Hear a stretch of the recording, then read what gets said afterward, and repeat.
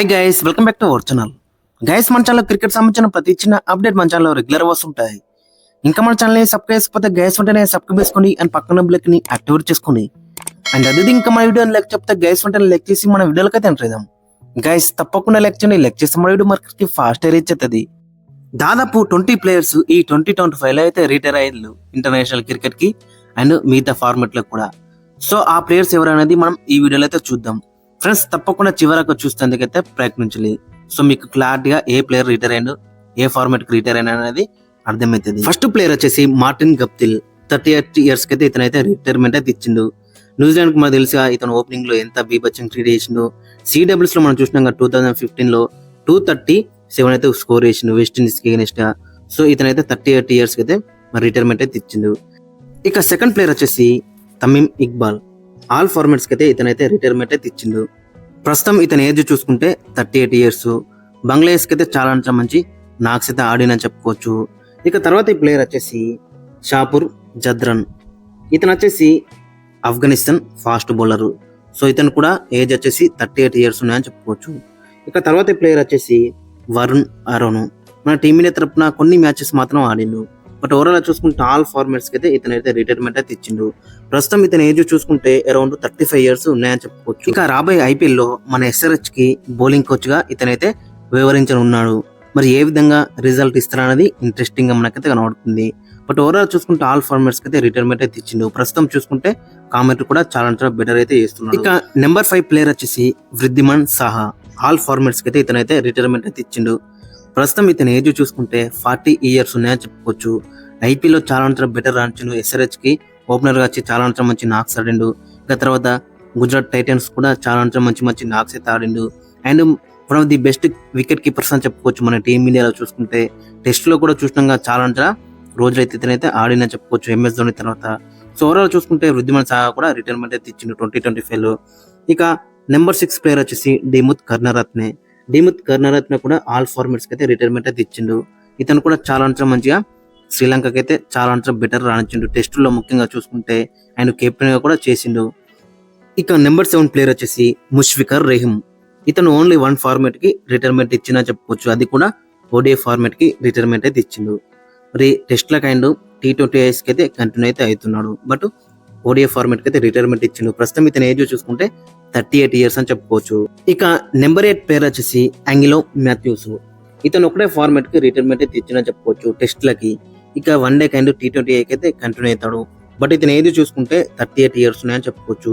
మరి టెస్ట్ లో కూడా చాలా మంచి రికార్డ్స్ అయితే ఉన్నాయని చెప్పుకోవచ్చు ఇతనికైతే. ఇక నెంబర్ 9 ప్లేయర్ వచ్చేసి పీయూష్ చావ్లా. పీయూష్ చావ్లా ప్రస్తుతం ఏజ్ చూసుకుంటే 36 years. ఇతను కూడా ఆల్ ఫార్మాట్స్ కి అయితే రిటైర్మెంట్ అయితే ఇచ్చిండు. ఐపీఎల్ లో కూడా రిటైర్మెంట్ అయితే ఇచ్చిండు. సో ఐపీఎల్ లో కూడా చాలా వికెట్స్ అయితే తీసిండు. చాలా ఫ్రాంచైజీకి అయితే ఇతనైతే ఆడినని చెప్పుకోవచ్చు. ఇక నెంబర్ 10 ప్లేయర్ వచ్చేసి మార్కస్ స్టోయినిస్. మార్కస్ స్టోయినిస్ ప్రస్తుతం ఇతని ఏజ్ చూసుకుంటే 36 years. ఓన్లీ 1 ఫార్మాట్ కి ఇతనైతే రిటైర్మెంట్ అయితే ఇచ్చిండు. T20 అయితే ఖచ్చితంగా ఇతనైతే ఆడతాడు. అండ్ మిగతా ఫ్రాంచైజీ లీగ్స్ కూడా ఇతనైతే ఆడతాడు. నెంబర్ 11 ప్లేయర్ వచ్చేసి ఆండ్రే రసెల్. ఆండ్రే రసెల్ ప్రస్తుతం ఏజ్ చూసుకుంటే 37 years అయితే ఉన్నాయని చెప్పుకోవచ్చు. మొత్తం ఇతను కూడా ఆల్ ఫార్మాట్స్ కి అయితే రిటైర్మెంట్ అయితే ఇచ్చిండు. బట్ ఫ్రాంచైజీ లీగ్స్ అయితే ఖచ్చితంగా ఇతనైతే ఆడతాడు. మెయిన్ గా చూసుకుంటే T20 ఫార్మాట్ లో మాత్రం చాలా డేంజరస్ ప్లేయర్ అని చెప్పుకోవచ్చు. ఆఫ్టర్ T20 వరల్డ్ కప్ ఇతను రిటైర్మెంట్ ఇస్తే బెటర్ అయితే ఉండేది. ఇక నెంబర్ 12 ప్లేయర్ వచ్చేసి స్టీవెన్ స్మిత్. 36 years అని చెప్పుకోవచ్చు. ఓన్లీ 1 ఫార్మాట్ కి ఇతనైతే రిటైర్మెంట్ అయితే ఇచ్చిండు. ఓడిఐ ఫార్మాట్ కి. టెస్ట్ లో కానీ T20 లోనే కంటిన్యూ అవుతారు ఖచ్చితంగా. బట్ T20 లో ఇతనికి ప్లేస్ అయితే లేదు. బట్ టెస్ట్ లో అయితే ఖచ్చితంగా కంటిన్యూ అయితే అవుతాడు. బట్ ఓడిఐ ఉంచుకొని T20 కి రిటైర్మెంట్ ఇస్తే బెటర్ అయితే ఉండేది. బట్ ఓడిఐ ఫార్మాట్ కి అయితే రిటైర్మెంట్ అయితే ఇచ్చిండు. ఇక నెంబర్ 13 ప్లేయర్ వచ్చేసి గ్లెన్ మ్యాక్స్వెల్. గ్లెన్ మ్యాక్స్వెల్ ప్రస్తుతం ఏజ్ చూసుకుంటే 36 years ఉన్నాయని చెప్పుకోవచ్చు. ఇతను కూడా ఓన్లీ 1 ఫార్మాట్ కి రిటైర్మెంట్ అయితే ఇచ్చిండు. అది కూడా ఓడిఐ ఫార్మాట్. T20 కి అయితే ఖచ్చితంగా కంటిన్యూ అవుతాడు. బట్ టెస్ట్ లో అయితే ఇతను ఎట్లాగో ఆడాడు. సో ఓన్లీ 1 ఫార్మాట్ ఉందని చెప్పుకోవచ్చు. ప్రస్తుతం ఇతను చూసుకుంటే ఓన్లీ T20 ఫార్మాట్ కే ఆడతారని చెప్పుకోవచ్చు. బట్ లాస్ట్ వరల్డ్ కప్ లో మనం చూసినాక ఇతని హిరాక్స్ నాక్స్ ఏ విధంగా ఉన్నాయో సో అది ఖచ్చితంగా ఆస్ట్రేలియా అయితే మిస్ అవుతుందని చెప్పుకోవచ్చు. ఇక నెంబర్ 14 ప్లేయర్ వచ్చేసి చేతేశ్వర్ పూజారా. ఆల్ ఫార్మాట్స్ కి అయితే ఇతనైతే రిటైర్మెంట్ అయితే ఇచ్చిండు. ఏజ్ చూసుకుంటే 37 years అయితే ఉన్నాయని చెప్పుకోవచ్చు. ఇక ఛాన్సెస్ రావనుకున్నాడు. అక్కడ చూసుకుంటే సాయి సుదర్శన్ కానీ, కరుణ్ నాయర్ కానీ, శుభ్మన్ గిల్ ఆల్రెడీ కెప్టెన్ అయ్యిండు. సో ఎట్లాగో ఛాన్సెస్ రావనుకున్నాడు, ఆయన రిటైర్మెంట్ అయితే ఇచ్చిండు. బట్ చేతేశ్వర్ పూజారా మనకి ఇచ్చిన రిజల్ట్ మాత్రం మామూలు రిజల్ట్ అయితే కావు.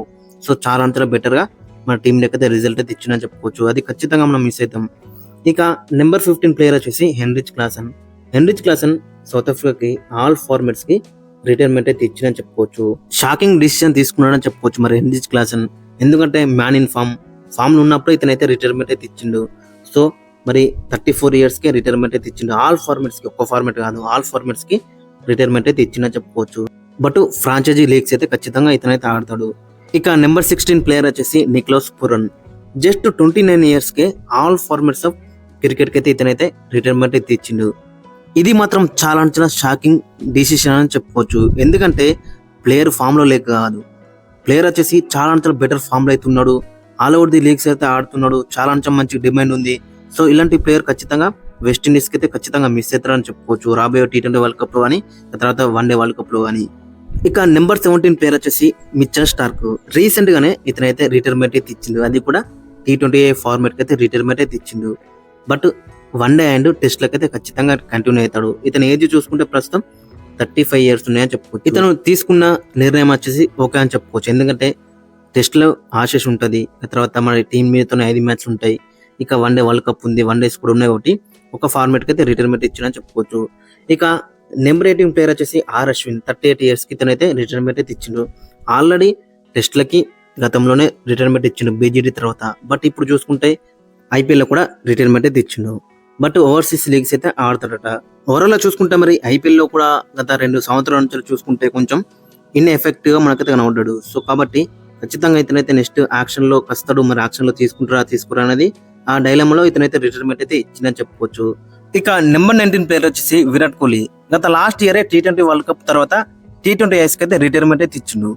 బట్ ప్రస్తుతం చూసుకుంటే టెస్ట్ లో కూడా రిటైర్మెంట్ అయితే ఇచ్చిండు. ఈ ఇయర్ లో ఇంగ్లాండ్ టెస్ట్ సిరీస్ కు ముందు విరాట్ కోహ్లీ ఆల్ 3 ఫార్మాట్స్ లో, అది T20 ఐస్ కానీ, టెస్ట్ లో కానీ, ODI లో కానీ మినిమం 50 యావరేజ్ అయితే మెయింటైన్ అయితే చేసిండు గత 2022 ఇయర్ కు ముందు రాక. బట్ ODIs లో, T20 ఐస్ లో చాలా బెటర్ రాణిస్తూనే వస్తున్నాడు.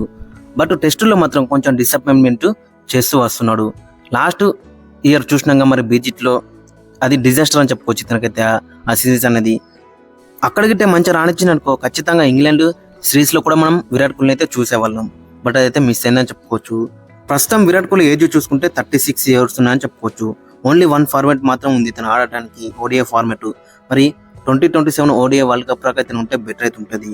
ఇక 20th ప్లేయర్ వచ్చేసి రోహిత్ శర్మ ప్రస్తుతం ఏజ్ చూసుకుంటే 38 years ఉన్నాయని చెప్పుకోవచ్చు. ఆల్రెడీ T20 ఫార్మాట్ కి లాస్ట్ ఇయరే రిటైర్మెంట్ అయితే ఇచ్చిండు. ఈ ఇయర్ లో చూసుకుంటే టెస్ట్ ఫార్మాట్ కి అయితే రిటైర్మెంట్ అయితే ఇచ్చిండు ఈ ఇంగ్లాండ్ టెస్ట్ సిరీస్ కి ముందు. బట్ ఇంకొక ఫార్మాట్ అయితే ఉంది తనకి, ODI ఫార్మాట్. మరి నెక్స్ట్ వరల్డ్ కప్ రాక ఉండడా అనేది మనకి బిగ్గెస్ట్ క్వశ్చన్ అని చెప్పుకోవచ్చు. నెక్స్ట్ ఆస్ట్రేలియాతో ODI సిరీస్ అయితే ఉంది. మరి దాంట్లో గిట్ట మంచిగా నడిస్తే మాత్రం ఖచ్చితంగా హోప్స్ అయితే ఉంటాయి మరి నెక్స్ట్ వరల్డ్ కప్ లో ఆడటానికి. గైస్ ఓవరాల్ చూసుకుంటే మరి 20 ప్లేయర్స్ అయితే ఈ ఇయర్ లో అయితే రిటైర్మెంట్ అయితే ఇచ్చిందని చెప్పుకోవచ్చు. గైస్ మరి మీకు ఒపీనియన్ అయితే కింద కామెంట్స్ అయితే మెన్షన్ చేయండి.